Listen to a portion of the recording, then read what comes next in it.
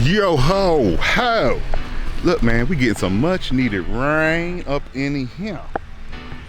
But yeah, we're here at 774. Got the address now. 774 West Island Street, and they're doing the footers. They dug them out, put the rebar in. The inspector just left.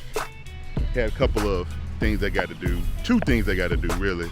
They need to put in a rebar that comes up out the ground, a grounding rod, I guess they call it.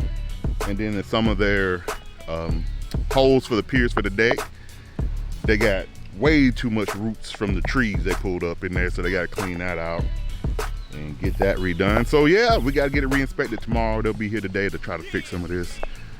But yeah, we got rain, man. Finally, it's been hot everywhere in the United States. It's hot, and no rain, so it's been hot and dry. But so this is much needed, so I'm not gonna complain about it at all. But yeah, that's where we're at with this property.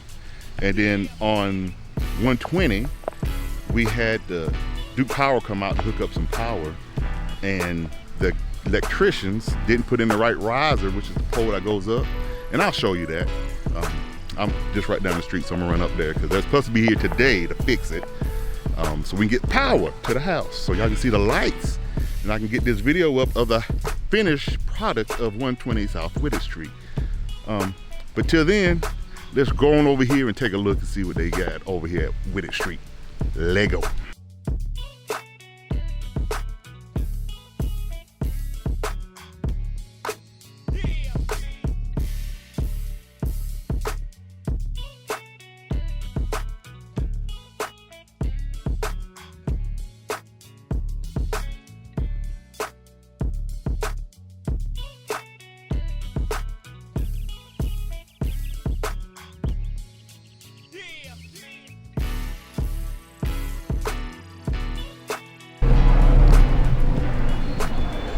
All right, so we're here at 120 South Whitted Street. The electricians are fixing their mistake. They ain't happy about it, but they would have did it right the first time.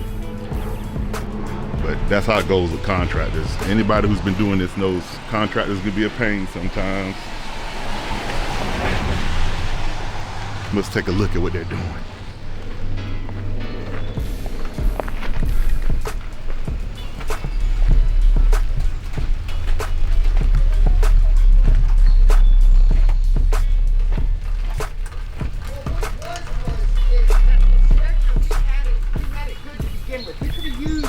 PVC pipe. We had a point of attachment in here that was in the wood here that somebody took out.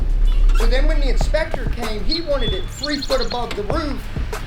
Then it can't be attached right here. So we extended it like the inspector wanted. You can use PVC or rigid. It's that collar there.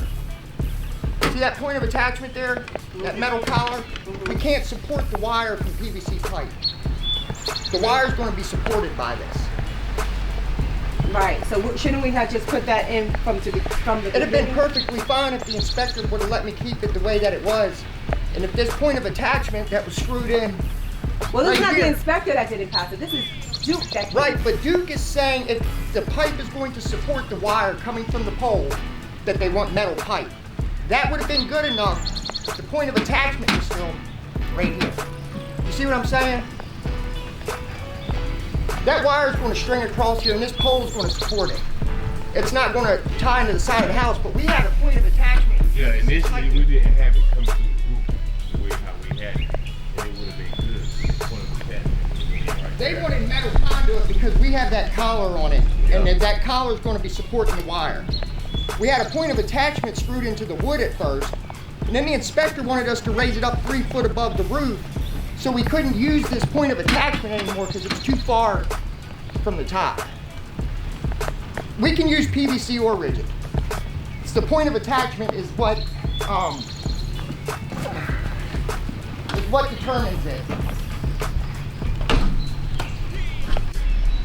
Yep, so there you go.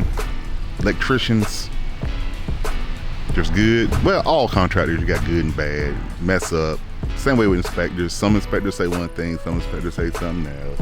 But at the end of the day, get it right and get it done because you're holding us up. Yeah, and they have excuses. Excuses. And we don't need Excuses excuses. after excuses. And everybody wants to blame everybody else. Yeah, the facts. And I'm over it. Like, I don't care. Just get it done. But yeah, so that's where we're at. Hopefully we'll have power today or tomorrow. But yeah, they're getting it fixed, and the guy's coming over to fix the stuff on the piers for the other property that was wrong, which he had good points on one of them, but I also know that inspected is sort of trying to prove a point by the book, brand new guy from not around here, if you know what I mean. But yeah, that's what we got. I'll take y'all around the house real quick, then I'll give y'all the tip of the day. Stay tuned. All right, so check out my new sign. We had to change up the sign from the last one we had. Did I show y'all the last one? If not, I'll show y'all a picture of it. But anyway, that's my new sign. It's a lot bigger, has more information. Yeah, that's something y'all have to do whenever you're trying to sell a house or something. Just have your signage if you're not using a real estate attorney, but or a real estate agent. But my tip of the day for today will be watch a lot of HGTV. That's simple. So, and when I say watch HGTV, or even on YouTube, you have a lot of fixer-upper channels.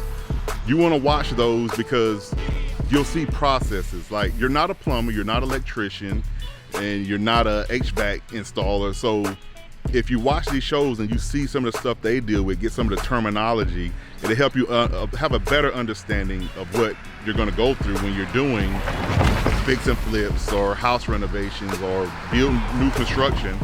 So watch a lot of these. There's a lot. Let me see. I have one or two I'm gonna put right here for you to go check out. And these guys building their houses from the ground up, and they're going through the processes.